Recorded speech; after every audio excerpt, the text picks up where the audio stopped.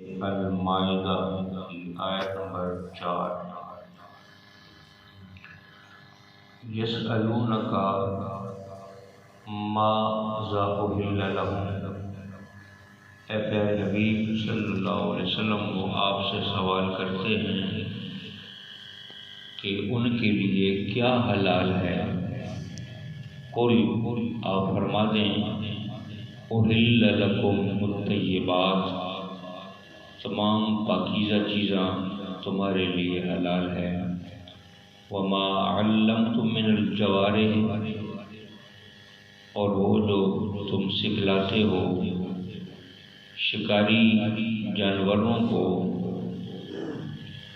شکار کرنے والوں کو، تعلمونہن، تم انہیں تعلیم دیتے ہو، مما علمکم اللہ، جو تمہیں اللہ نے تعلیم دی ہے، فکلوا، پس کھاؤ، مما امسکنا علیکم، اس میں سے جو وہ تمہارے لیے روکے رکھیں، واذکروا اسم اللہ علیہ، اللہ کا ذکر کرو، واتقوا اللہ، اور اللہ سے ڈرو، ان اللہ سریع الحساب، بے شک اللہ تعالیٰ جلد حساب لینے والا ہے۔ پیچھے آیت میں جو جانوروں کی حرمت کا ذکر ہوا، 5 قسم کے جانور، غیر خدا کے نام پہ ذبح ہونے والا، گر کر مرنے والا، تیز دھار آلے کے علاوہ کسی اور آلے سے مار کر مر جانے والا، آپس میں لڑنے والے جانور اور پھر مر جائیں، اوپر پہاڑ سے گرا ہوا یا اوپر کنویں میں گر کے جانے والا، وہ حرام ہے۔ جس کو درندے کھا جائیں وہ بھی حرام ہے۔ یہ چیزیں بیان ہوئی ہیں۔ جب یہ بیان ہوئی تو اس کی حلال کی ڈیٹیل نہیں آئی، تو وہ آپ سے سوال کرنے لگ گئے، اے پیارے حبیب صلی اللہ علیہ وسلم، کہ پھر ہمارے لیے حلال کیا ہے؟ یہ تو حرام کی بات آ گئی، یہ حرام ہے، تو پھر حلال کی کوئی تفصیل بھی تو ہو۔ تو پھر اللہ تعالیٰ نے اپنے معبود سے کیے جانے والے سوال کا جواب ارشاد فرمایا، اور فرمایا، اے معبود، آپ سے سوال ہوا تو آپ کہو کہ سب کچھ تمہارے لیے حلال ہے۔ حرام کا بیان ہو گیا، اس کے لیے باقی جتنے بھی جانور ہیں وہ تمہارے لیے حلال ہیں۔ اب ایک بات تمہارے لیے اور پریشان کن تھی، جو تم شکاری تھے، بعض شکرے اور کتے وغیرہ جو شکاری ہیں وہ تمہارے لیے شکار پکڑتے ہیں، تو اس کے بارے میں تمہیں تردد ہے، تو وہ از خود قرآن پاک نے اس کو حل کر دیا ہے۔ یعنی اللہ تعالیٰ نے اپنی قدرت کے ساتھ، اپنے علم کے ساتھ یہ مسئلہ حل فرمایا کہ ہاں، ایک تو طیبات، جتنی پاکیزہ چیزیں ہیں سب حلال ہیں تمہارے لیے، ان میں کوئی حرام نہیں ہے، کوئی حرام کر نہیں سکتا۔ اور یہ بھی تمہارے لیے حلال ہے کہ ما علمتم من الجوارح مکلبین، وہ جانور جن کو جو زخمی کرنے والے جوارح، شکاری جانور میں شکرا بھی ہے، باز بھی ہے، کتا بھی ہے، یہ شکاری جانور ہیں۔ اگر یہ جانور تمہارے لیے پکڑ لیں شکار کو، پچھلے بھی درس میں بھی میں نے اس کا اشارہ دیا تھا کہ شکار کو سکھلانا ہے، اب سیکھ جائے، باز ہے، شکرا ہے، کتا ہے، وہ سیکھ جائے، اور سیکھنے کے بعد وہ مالک تک اپنے شکار کو پکڑ لے، زخمی کرے مگر پکڑ کے رکھے، کھائے نہیں، اتنا سیکھ جائے کہ وہ کھائے نہیں۔ جب وہ نہ کھائے تو کبھی وہ جانور مر بھی جائے تو پھر بھی حلال ہے، لیکن اس کے لیے ضروری ہے کہ وہ بسم اللہ اللہ اکبر کے نام سے چھوڑے۔ شکرا چھوڑ رہا ہے، بال چھوڑ رہا ہے، کتا دوڑا رہا ہے، تو اس کو چھوڑتے وقت وہ کہہ دے بسم اللہ اللہ اکبر، اور وہ جانور بھاگ جائے اور اس کو شکار کو پکڑ لے، پکڑنے کے بعد کھائے نہیں اس میں سے کچھ بھی مگر جانور زخمی ہو جائے اور وہ پھر مر جائے۔ اب وہ مرا ہوا جانور وہ حلال ہے، اگرچہ ذبح نہیں ہوا، بغیر ذبح کے بھی وہ جانور مر گیا ہے تو وہ حلال ہے۔ اب اللہ اسی کی بات فرما رہا ہے کہ وما علمتم من الجوارح مکلبین، جو شکاری جانور جس کو تم نے سکھلایا ہے، تعلمونہن، ان کو تعلیم دی ہے، مما علمکم اللہ، جو اللہ نے تمہیں سکھلایا۔ جو اللہ نے تمہیں سکھلایا تم نے آگے جانور شکاری جانوروں کو سکھلایا۔ اب فکلوا مما امسکنا علیکم، اگر وہ تم تک روک رکھتے ہیں تو ان کو کھاؤ۔ اسی لیے فقہاء نے فرمایا کہ 3 دفعہ اس کا آزمائش ہوگی اس پر۔ اگر 3 دفعہ جانور چھوڑا اپنے شکاری، اس نے اس کو بچایا، اس نے خود نہیں کھایا، مالک تک بچا کے رکھا ہے، تو پھر وہ ذبح کیا تم نے، وہ حلال ہو گیا۔ اور 3 دفعہ کے بعد اگر کسی موقع پر اس نے پکڑا اور جانور مر گیا تو یہ حلال ہے، پھر ذبح کیے بغیر بھی حلال ہے۔ جبکہ وَاذْكُرُوا اسْمَ اللَّهِ عَلَيْهِ، جبکہ اس پر اللہ کا نام ذکر کیا جائے۔ وَاتَّقُوا اللَّهَ، اللہ سے ڈرو، إِنَّ اللَّهَ سَرِيعُ الْحِسَابِ، بے شک اللہ جلد حساب لینے والا ہے۔ کہ ان اللہ سریع الحساب کا یہاں کیا مطلب ہے؟ بات تو شکار ہی، تو جلد حساب لینے والا ہے کا ایک اشارہ ادھر بھی ہے کہ انسان تو غور کر، جس کتے کو تو نے سکھلایا وہ کتا اتنا امین بن گیا کہ شکار کو پکڑا، وہ درندہ ہے، شکاری ہے،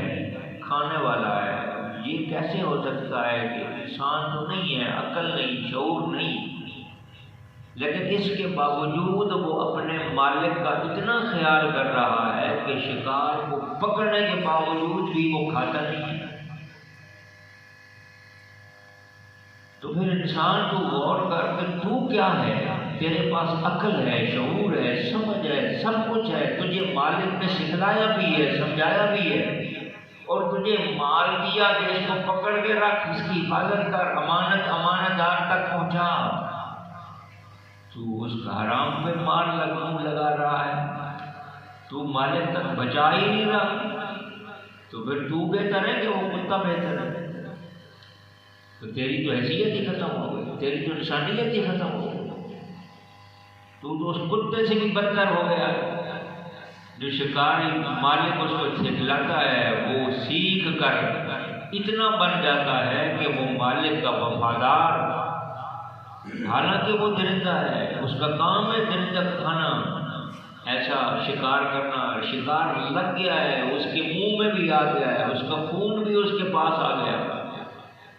ظاہر ہے وہ گردن سے ہی پکڑتا ہے تقریباً۔ یہ سارے شکاری جانور جو ہیں، یہ پہلا وار جو ہے یہ شکار کو گردن پہ کرتے ہیں، تو گردن والا خون بھی وہ پی گیا ہے، اس کو وہ خون لگ گیا ہے، اس کے باوجود بھی وہ مالک کا اتنا وفادار ہے کہ وہ حرام نہیں کھاتا، حرام خور ہو کر بھی حرام نہیں کھاتا، تو حلال کھاوا ہو کر بھی حرام کھاتا، تو انسان ہو کر بھی تو اپنے مالک کا لحاظ نہیں کرتا۔ واللہ سریع الحساب، اللہ حساب دے گا، جلد حساب ہو جائے گا، تیری حرام خوری تیرے سامنے آ جائے گا، پتہ چل جائے گا کہ کتنا حرام ہے، تو امین ہے کہ بے ایمان؟ جو چیز تجھے بطور امانت دی گئی ہے اس میں تو خیانت کرنے لگ گیا، اپنے مالک تک تو بچا کے نہیں رکھتا، یعنی حقدار تک وہ حق نہیں پہنچا رہا، تو پھر تیرا اور اس کتے کا پھر بلکہ تو اس سے بدتر ہو گیا ہے۔ اس لیے مولا علی شیر خدا کرم اللہ وجہ کریم کی روایت میں آپ نے فرمایا کہ 10 چیزیں ہیں کتے کے اندر، اگر وہ انسان کے اندر ہیں تو پھر تو یہ کتے سے افضل ہے، اگر نہ کتا اس سے بہتر ہے۔ انسان ہو کر یہ انسانیت ختم ہو جاتی ہے جب اس کے اندر ہوس، لالچ اس قدر پہنچ جائے کہ یہ نہ امانت کا خیال رکھے، نہ حفاظت کا خیال رکھے، نہ حلال کو دیکھے، نہ حرام کو دیکھے، دولت کے پیچھے پڑا رہے اور جھپٹ جھپٹ کر وہ کھینچتا پھرے گلزار کی طرح، تو پھر یہ اور اس جانور میں کیا فرق ہوگا؟ اس لیے فرمایا واتقوا اللہ، اللہ سے ڈرو۔ تم کیوں نہیں غور کرتے اس معاملے میں کہ شکاری کتے تمہارے لیے شکرے اور یہ باز جو ایسی چیزوں پہ جھپٹ کر پڑنے والے ہیں اور یہ بے دریغ کھا جاتے ہیں، اور وہ بھی تیرے لیے بچا کے رکھتا ہے، مارتا تک نہیں ہے، اس کی پوری حفاظت کرتا ہے اور مالک تک لے کے آتا ہے یا پکڑ کے رکھتا ہے، جانے نہیں دیتا شکار کو، نہ کھاتا ہے نہ اس کو چھوڑتا ہے۔ وہ کتنا اپنا مالک کا وفادار ہے، تو اپنے مالک کا کتنا وفادار ہے؟ تیرے مالک نے تجھ کو کیا کچھ سکھایا، تو نے کیا کچھ سیکھا، پھر کیا عمل کیا ہے، پھر کیا حساب ہوگا تیرا، کیا جواب دے گا تو؟ نہ تیرا پیٹ بھرتا ہے، نہ تیرا ضمیر بھرتا ہے، نہ تیرا دماغ بھرتا ہے، نہ تیرا دل بھرتا ہے۔ پھر واللہ ان اللہ سریع الحساب، اللہ جلد حساب لینے والا ہے۔ تو اس آیت میں یہ بھی بات ثابت ہو گئی کہ انسان کو چاہیے کہ وہ ان مخلوق سے افضل بننے کی کوشش کرے، ان سے اچھا بنے، کتے سے اچھا بنے، شکرے سے اچھا بنے، بات سے اچھا بنے، اچھا بننے کی کوشش کرے، امانت کی حفاظت کرے، رزق حلال کھائے، حرام سے بچے۔ یہ رزق حلال لکھا ہوتا ہے، کنز العباد حدیث ہے، کنز العباد اس کی یہ عبارت ہے، اسی حدیث میں بات موجود ہے، یعنی باقی کتابوں میں نہیں ہے۔ کنز الامال، کنز الامال جو حدیث کی کتاب ہے اس کے اندر یہ حدیث موجود ہے کہ رزق حلال عین عبادت ہے، اور یہ بالکل 1000% یہ بات صحیح ہے کہ رزق حلال ہی اصل ایسی شے ہے جس کا مدار ہے پورے ایمان اور آخرت کی کامیابی۔ اس کے بغیر کوئی چارہ نہیں ہوگا، کوئی چارہ نہیں۔ اگر حلال رزق میں آمیزش آ گئی، نماز بھی گئی، روزے بھی گئے، حج بھی گیا، زکاتیں بھی گئی، عبادتیں بھی گئی، ریاستیں بھی گئی، تلاوتیں بھی گئی، ہر شے کوئی شے کسی کام نہیں۔ ایک لقمہ حرام کا پڑ جائے بات ختم ہو، بلکہ حدیث میں ہے کہ ایک لقمہ اگر حرام کا کھا لے تو 40 دن تک دعا ہی قبول نہیں ہوتی۔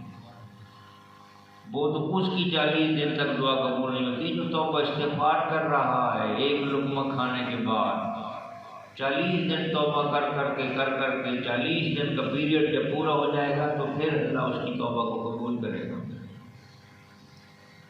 بغل میں چھری منہ میں رام رام۔ ہماری توبہ تو یہی ہے کہ ہم گناہ بدستور کرتے جا رہے ہیں، توبہ بھی کرتے جا رہے ہیں۔ نظر حرام پر ٹک ٹکی جما کے چلی ہوئی ہے، توبہ بھی منہ سے کر رہے ہیں۔